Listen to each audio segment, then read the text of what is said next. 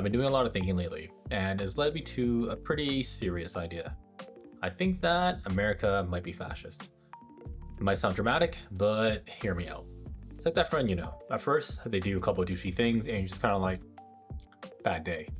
But then the douchey things keep adding up, and you kind of realize, oh, Dave's an asshole. A lot of what I read and watch says that America's edging with fascism, but I think they might have already tipped overboard. So, why is America fascist? Well, defining fascism is pretty hard. It's not like you check off a couple of boxes and then all of a sudden you're a fascist. So we're gonna have to take a look at some of the key elements of fascism and see how America embodies them. To understand how we reached this point though, we gotta go back. Now then, as not a historian, it probably started with Richard Nixon. He won American presidency with the Southern Strategy, a strategy where the Republicans appealed to the Southern states. After the Civil Rights Movement gave black people more rights, Richard rallied the racist South with an us versus them messaging. His strategist even admitted this years later, stating that the Nixon campaign in 1968 and the Nixon White House after that had two enemies, the anti-war left and black people. Now, this us versus them messaging that Nixon used is very prevalent in today's fascist America. They're criminals. Many of these people coming in are criminals. They have to hate our country. Nixon kind of cracked the door open with the Southern Strategy. And then we fast forward to the 90s and we have Newt Gingrich. Newt Gingrich is the Speaker of the House, effectively the leader of the House of Representatives. And this guy's whole deal was on Democrats. He distributes a GoPack memo called A Key Mechanism of Control for people who want to speak like him. And the words that he's recommending people use are stuff like traitor, radical, failure, they, them. Gingrich definitely cranks up the hate in American politics and steers it towards what we have today with Trump and his famous nicknames. Sleepy Joe. Sleepy Joe Biden. Sleepy Joe and Crazy Bernie. Sleepy Joe Biden. Sleepy Joe. Under Sleepy Joe Biden. What's better, Crooked Joe or Sleepy Joe? He'll be known from now on as Crooked Joe Biden. Crooked Joe Biden. Crooked Joe Biden. Crooked Joe Biden. He's crooked. Crooked Joe Biden. You're fired. And then you jump forward another 20 years and you have the Tea Party wave. Now what happens here is that the Republican Party gets yanked even further right. And this leads to the main character of our story, Donald J. Trump. In 2016, Donald Trump wins the election utilizing a lot of the shift that we've seen in the Republican Party over the past 50 years. At this point though, I could not in good faith say that Trump's first administration was fascist, but he definitely did establish his cult of personality and planted the seeds that allowed him to enact a lot of his fascist policies that we see today, such as stacking the Supreme Courts. Let's talk a little bit more about Trump's cult of personality. To better understand what the cult of personality is, let me use Taylor Swift as an analogy. Taylor Swift is the top pop icon of our generation, and she has a ton of fans that are super devoted. We call them Swifties. These guys buy all the merch, they go to all the concerts, they have posters on their wall, and if you were to say anything bad about Taylor Swift, they can get pretty rabid. And Donald Trump is like that, but for politics.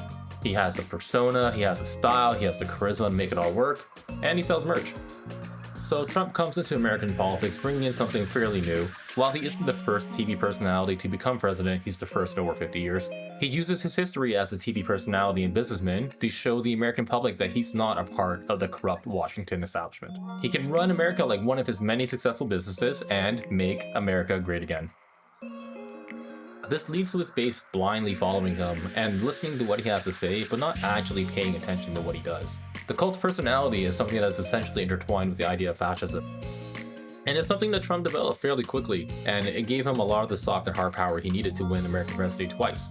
Despite him being a convicted felon the second time around, Trump loses the election to Joe Biden in 2020, and some of us thought that that was the end of Trump. Oh boy, were we wrong. Trump wins again in 2024, and this time, things are different. So now we're a little over half a year into Trump's presidency. And how did he make the country so fascist in just 6 months? Well, first I want to call out that a lot of these things are slow build-up. Most things don't just happen overnight, albeit some things do. But yeah, fascism is a very complex topic with many experts having opposing views on it. To simplify the concept for this video, I'm going to break it down into 4 key elements.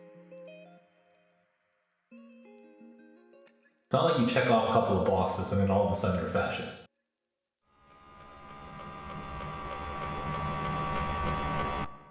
Now, for this video, I'd like to focus mainly on Trump's second term, but it's very important to understand a couple of the things that happened in the previous 8 years. Trump was able to successfully nominate 3 Supreme Court justices during his first term, effectively stacking the courts in his favor. And then during Biden's term, there was a landmark case that made it to the Supreme Court in which they determined that the president was above the law, effectively making him a king. Now, since we're talking about authoritarianism and the concentration of power, it's important to understand that in American politics, there are three branches of government: the administrative, the legislative, and the judicial. To start off, I'd like to talk about January 24, 2025. This is a day that some critics call the Friday night coup.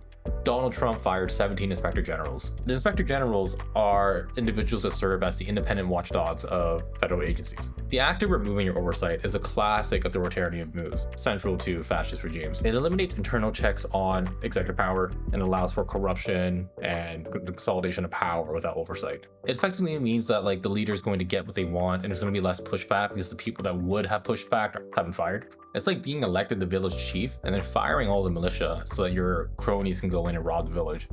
He also put people who were loyal to him into positions of power rather than people who were qualified. I think the most glaring example of this is Linda McMahon. Linda was appointed Secretary of Education despite having no real experience in education. Not only that, it seems that she doesn't seem to be taking the job very seriously, as she mistakenly identified AI as A1. First graders or even pre-Ks have A1 teaching, every year starting, that far down in the grades. And that's a wonderful thing. Kids are sponges. They just absorb everything. And so by appointing people who are loyal to him in positions of power rather than people who actually know what they're doing, it ensures that he won't get as much opposition from his cabinet like he did in his first term.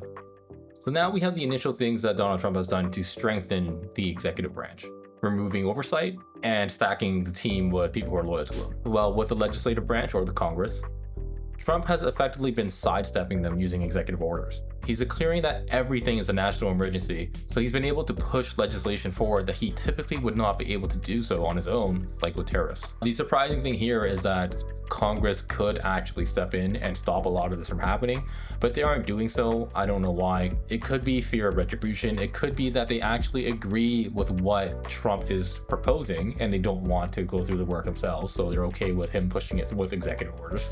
But whatever the case, this kind of just sets a precedent for this president and future presidents to just ignore the Congress and push things forward with executive orders, which is something that they should not be allowing, at least from my view as a supporter of democracy.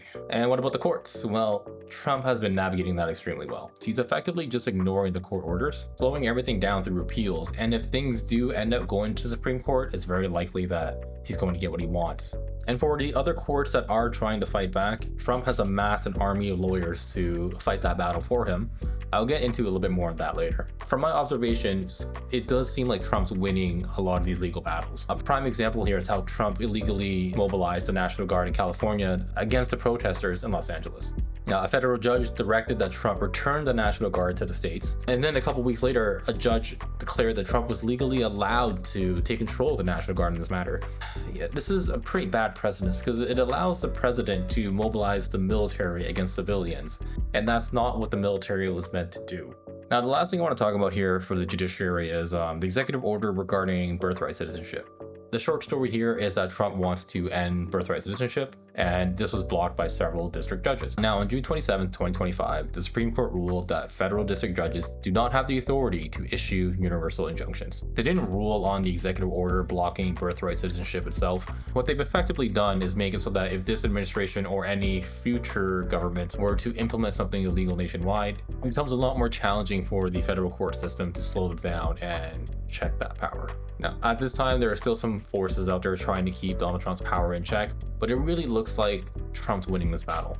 But I want to emphasize that the fight's not over. There still is a chance to turn this around, but we'll see how it goes.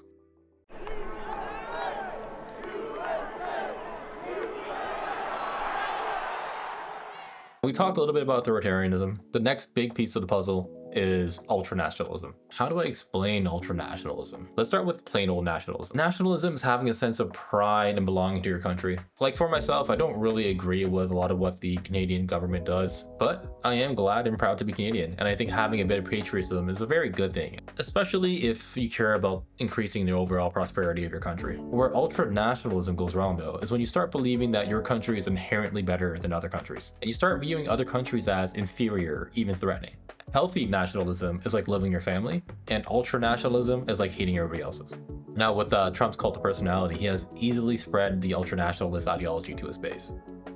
That took me so many attempts to get right. Ultranationalist ideology. Man, that's a mouthful.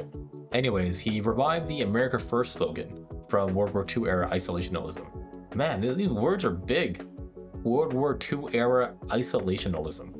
He pulls the US out of international agreements, stating that they were unfair to the US, despite writing some of them himself. I look at some of the deals made, I say, who the hell made these deals are so bad? Now, I really want to get deeper into the topic of immigrants. Personally, I think this is extremely messed up. A big part of fascism is having a scapegoat. Classic example, Nazi Germany, Jewish people, the Holocaust. That's what immigrants are in this case.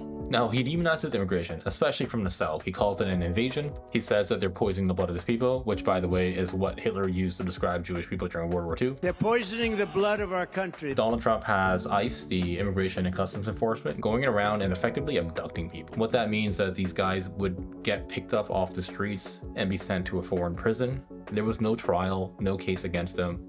The administration claims that they were targeting only criminals. However, there have been innocent people impacted by this. The famous case here is Kilmar Abrego Garcia, where the administration admitted they made a mistake. Despite that, he was still sent to a foreign prison, and the administration fought tooth and nail to keep him there. ICE has been reportedly showing up at people's workplaces and schools. I can't even begin to imagine what that would feel like. Imagine you're a farmer being in the US legally, and you're afraid to go to work because law enforcement might show up, abduct you, give you no trial, and then send you off to a foreign prison. Or, you need to send your kids to school. Law enforcement might show up at that school and then send your kid off overseas and you'd never see them again. Now, a more recent development is that instead of sending people to a foreign prison, they are setting up immigration detention centers within the United States and sending people there instead. Now, these immigration detention centers are filled with controversy, with tons of allegations of abuse and mistreatment. So what do we have here? We have a group of people who are being targeted by the government, who are being sent to these immigration detention centers with no due process. We have the return of concentration camps in the United States. Anyways, I hate to move away from this topic, but going back to ultranationalism, the immigrants here are really the main antagonists in this us versus them rhetoric that the Trump administration is pushing.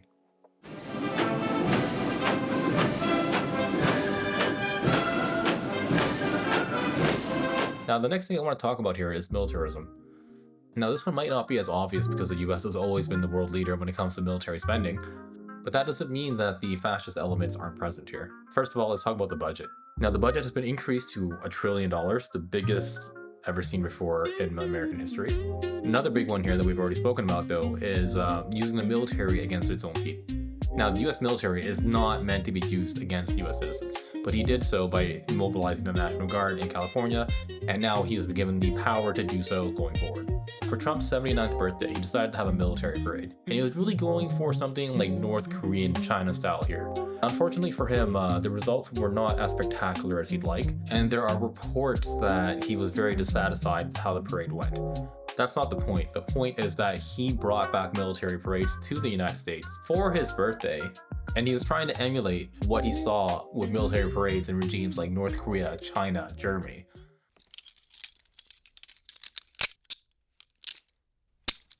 Moving on to the next topic, the last thing I want to discuss here about how America is becoming fascist is in regards to suppression and disinformation. Now, this is where I think the Trump administration has innovated the most, and also in which the American public seems to know the least about. February 2025, Trump used executive orders to target law firms and lawyers who have went against them in the past. He canceled their contracts and prevented any companies from using these firms or lawyers from obtaining federal contracts. Effectively, any law firms or lawyers who Trump deemed to be an enemy, he cut them off from any sort of federal spending. And do you remember what I said about amassing an army of lawyers to fight for Trump in court? Many of these law firms bent the knee and are offering Trump free legal services in exchange for not being subject to these executive orders. Now, beyond this, Trump has also gone to the Department of Justice and made a speech. This is significant because typically presidents don't really interact with the Department of Justice in this manner and just kind of let the lawyers do their thing. In the speech to the Department of Justice, Trump name-dropped several lawyers and news agencies, effectively painting a target on their backs for the lawyers at the department. Andrew Weissman, deranged Jack Smith, Norm Eisen. These are bad people. And the New York Times will write whatever these people say, and the Washington Post, and the Wall Street Journal, and MSDNC, and the fake news CNN, and ABC, CBS, and NBC, and they'll write whatever they say. It's totally illegal what they do. And he also goes online and posts long tirades against judges who rule against him. Additionally, he has ruthlessly gone after several universities. Columbia University buckled and bent the knee for $400 million in federal funding. And the battle against Harvard is still ongoing and is worth potentially billions. Similarly to how Trump has gone after universities, he's also gone after news agencies, like how I mentioned in his address to the Department of Justice. He has banned the Associated Press, a fairly neutral news agency, from the Oval Office, while allowing Russian-sponsored agencies instead to take their place. So far, he's suppressing lawyers, educational institutes, news agencies, but it's not just that. He's also gone after students. Mahmoud Khalil is a student at Columbia University, and on March 8, 2025, ICE agents went to his student residential building and arrested him. These agents did not have a warrant, there was no criminal charge, there was no crime. For me, this is a clear attack on free speech, and this is widely seen as the Trump administration making an example out of Mahmoud, saying, if you spread messages that we don't agree with, we can and will arrest you. Now, we're a little over halfway through Trump's first term, and what happens next? It's time for predictions. So obviously this is all speculation, this is all for fun. I believe that the situation is probably going to get worse, and don't just take it from me. 3 experts in fascism, Timothy Snyder, Marcy Shore, and Jason Stanley from Yale University, have fled to Canada. And presumably they would not flee if they thought the situation was going to get better. Obviously nobody can truly predict the future, and this one's particularly hard because, well, Trump's old. He just turned 79, and it's not unreasonable to believe that he could live to, let's say, 100 years. But let's talk about the next 2 years to start off with. The Republican Party has become extremely unpopular in the polls. There's a couple main things here. Number one, they surprisingly had a fairly large immigrant base beforehand, and with what's going on with the abductions and the concentration camps, we can assume that he lost a lot of his base there. Additionally, the big beautiful bill, the long story short is that it's presumably really bad fiscal policy. It adds a ton to the federal debt, and it's been extremely unpopular for those who care about fiscal responsibility and reducing government debt. And the thing that's current that's very damaging to the Republican Party right now is the whole Epstein situation.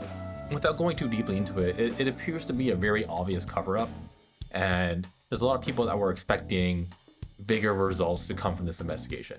Now, those are the 3 main reasons why I'd say polling for Trump's base has dropped significantly since the beginning of January. And what am I trying to say here? The Republican Party will struggle to win fair elections going forward. There's already signs of foul play that occurred in the 2024 election. Nothing concrete that has come out of that yet, but effectively it was an extreme statistical anomaly that just doesn't happen in real life.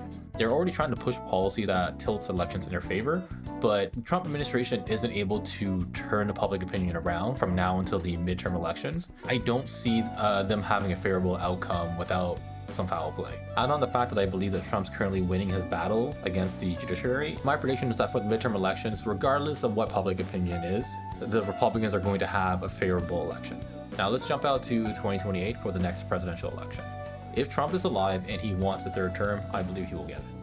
He will run for a 3rd term, he will manipulate the election results in such a way where he will get it, or there's going to be something like a wartime emergency, and he's going to use that to push the elections and retain power. Now, I didn't really want to make too many economic predictions in this video because the core topic is fascism, but I predict that the overall quality of life for the average American will drop significantly. I predict that America will slowly or potentially quickly lose its status as like the de facto global superpower due to brain drain and other factors like tariffs and being an unreliable trading partner.